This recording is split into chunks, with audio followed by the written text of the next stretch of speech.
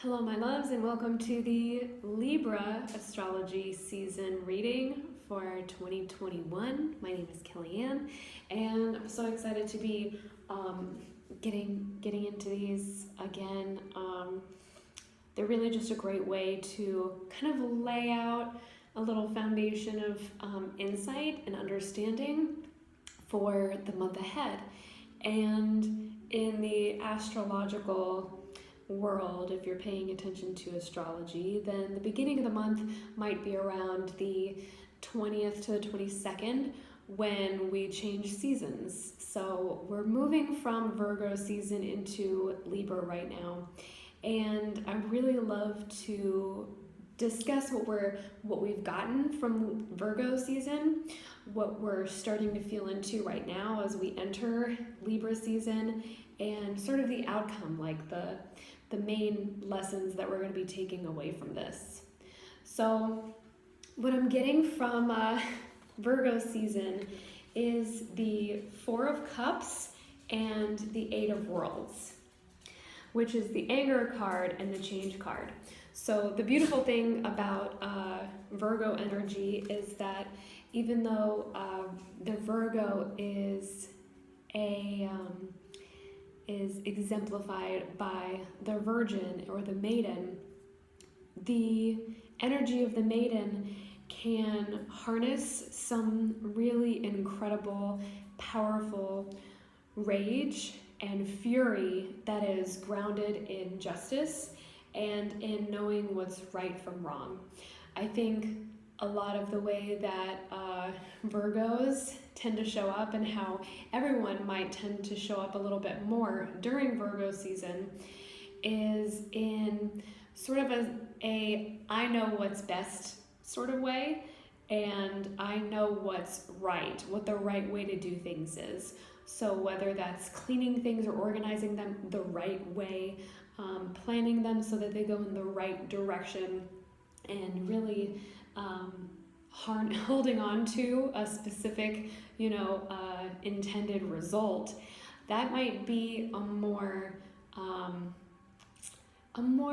want to say toxic way of embodying that maiden energy, that virgin energy. Because what's really tapped in to the young hasn't been impressed upon by the world completely yet, still naive to what right and wrong might truly be.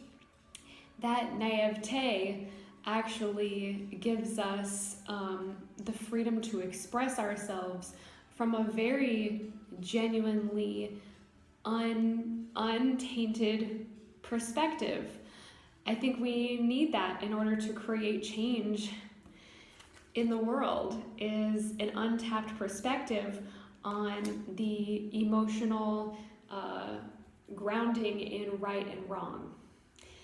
And in so saying that, where we are coming from is actually a good foundation for where we're going, because right now we're already starting to feel into Libra energy through two child cards, the Child of Cups as well as the Child of Worlds.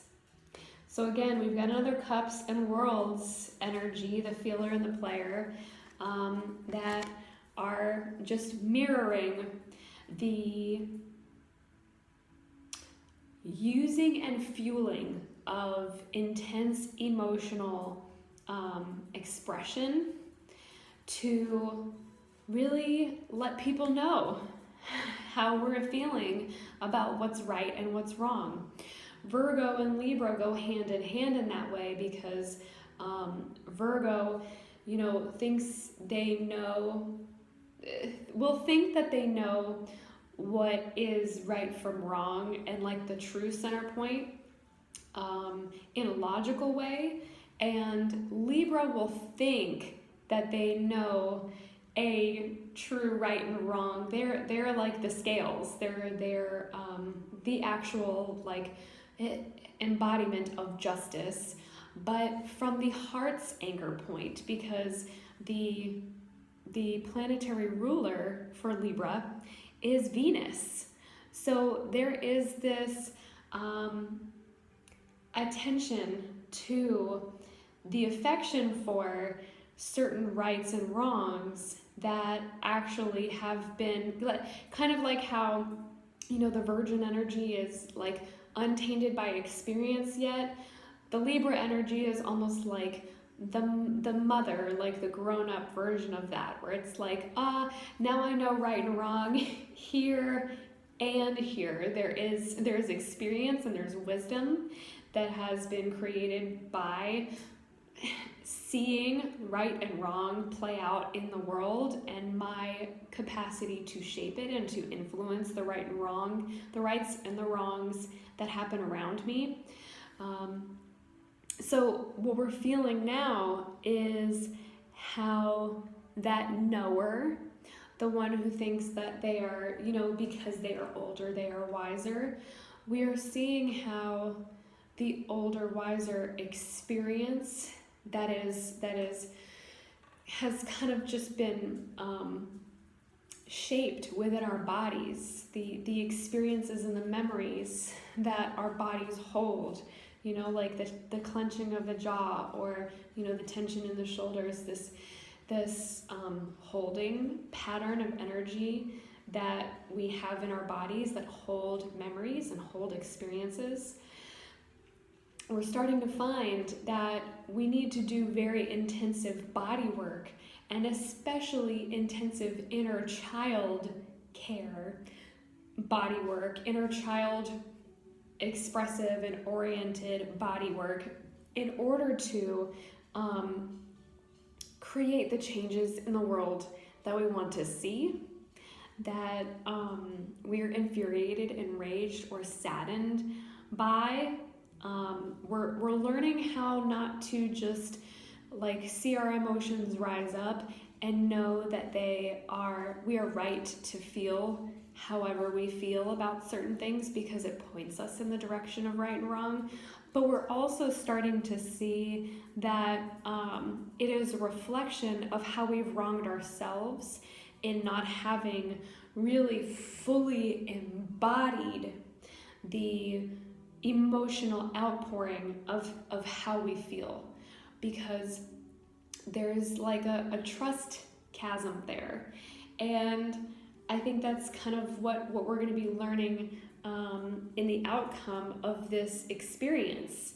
So the outcome of Libra energy, if we come away learning how to embody the inner child with the full expressiveness, not just in the privacy of our own homes and in the privacy of our own sanctuaries and our own time, but actually letting our inner child out, and not, you know, using that inner parent to say, no, not right now, now's not a good time. You know, experience tells me, wisdom tells me that this is not okay to do it at this time. Instead, just saying, whenever I'm feeling it, whoever I'm feeling it around, they need this just as much as I do.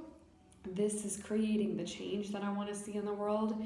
I can't be shy about how I feel anymore, because again, another part of being naive, being the naive maiden, having that naive feminine energy is, you know, somebody else is going to take care of it, or somebody else will see how upset I am and come to me and make it better and help me make it better.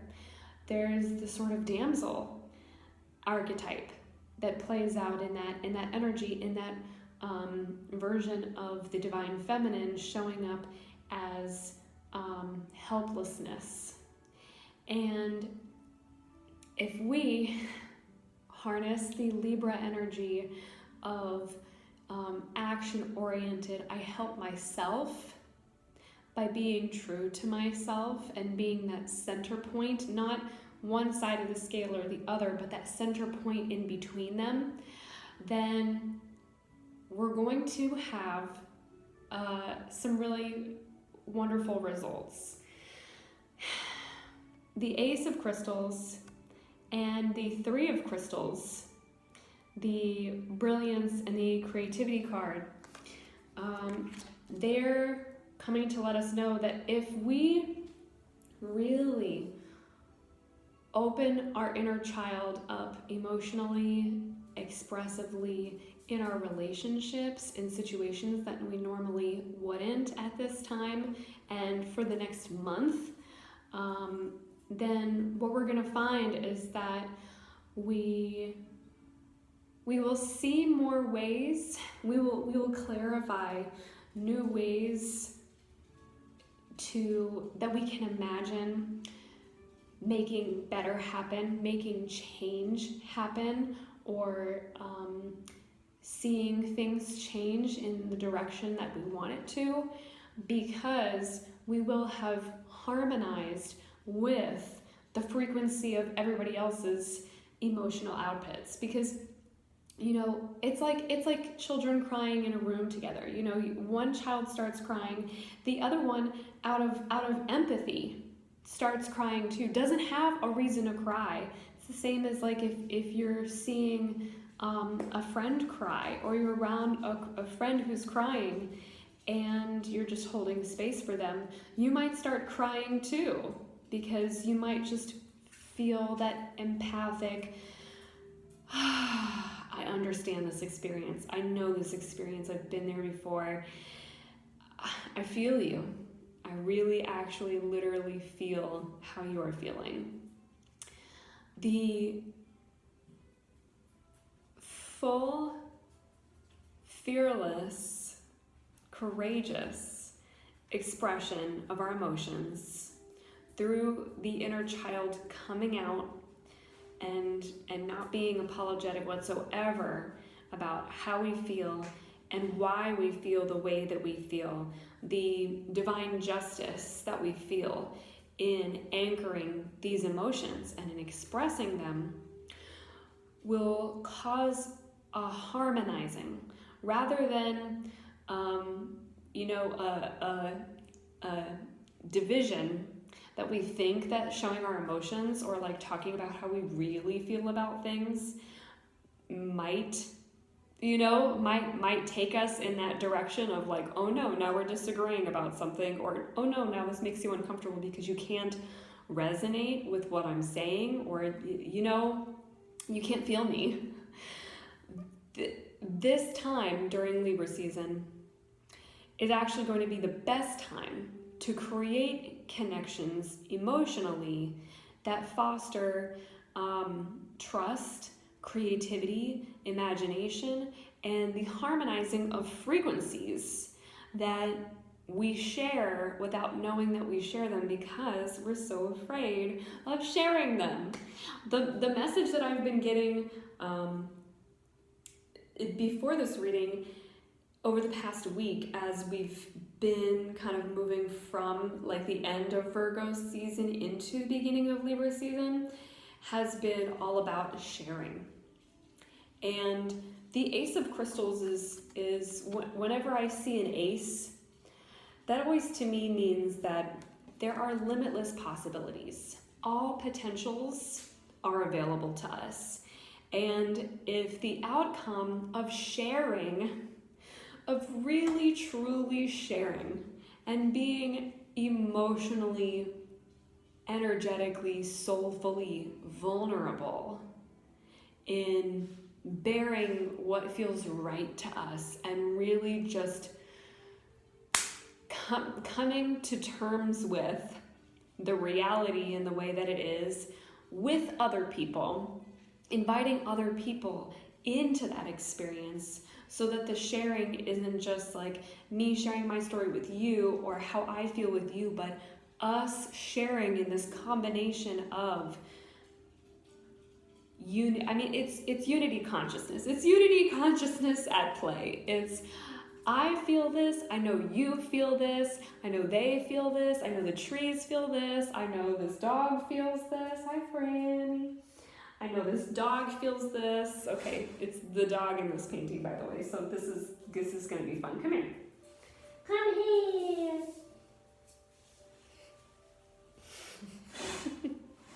You see the resemblance? So it's unity consciousness at play. It's sharing not just to not feel alone in how you're feeling, but sharing with the understanding that the more that we feel connected in our experiences, the more we can connect to new, cumulative, communal, collective experiences, pardon me, that, go from here to here, from thought to action. And I'm betting that after Libra season, we're gonna see that the Libran new ideas are sharpened by new experiences, in the astrological season that follows. Let's see, September, October. I think that's Scorpio that's next. So yeah, there might be new ideas, and then Scorpio is probably, because it's very connected to being okay with subverting, what's normal or what's usual, and kind of like going around the back end of things. I think it's going to show us how we can use our imagination to take action in ways that we normally wouldn't consider, because we're trying to do things the right way, and we're trying to fight fire with fire, when we really need to start fighting fire with ice. We need to alchemize what we've got and turn it into something completely different that doesn't play the same game, but can play the game on the same level, or on a higher level, really, actually. I hope that this has all made sense, that you followed me on this. If you have any questions, feel free to email me at vforvibrant@gmail.com, or leave a comment on this video. You can also book a reading with me on my website if you feel like you want to have more of an individualized clarification. I have started, in addition to private readings, I've started doing pay what you can group energy readings. I'm very excited about that. I've got the dates for those listed up on my website as well, at on vforvibrant.com, and they're just a great way to get readings kind of like this, where it's generalized. Everybody should be able to get something from it, but also, come on, darling. But also with group energy readings, it really is like kismet, where everybody who shows up all needs kind of the same message. But it's great, because then you get a reading that's like between, 30 minutes and an hour, just depending on the messages that come through. Could be mediumship, could be cards, could be just a true energy reading. And by that I mean just like me talking and tapping into exactly what you need to hear at this time. Really is just a cool new experience that I'm starting to get into. So if you would like to be a part of that, it's there on my website. Right at the top are a couple of quick links, so you can book a reading, you can book a group reading, you can become a part of the Unblock Your Intuition course that's coming up on the 10th of October. Whatever feels good for you, I invite you to it all.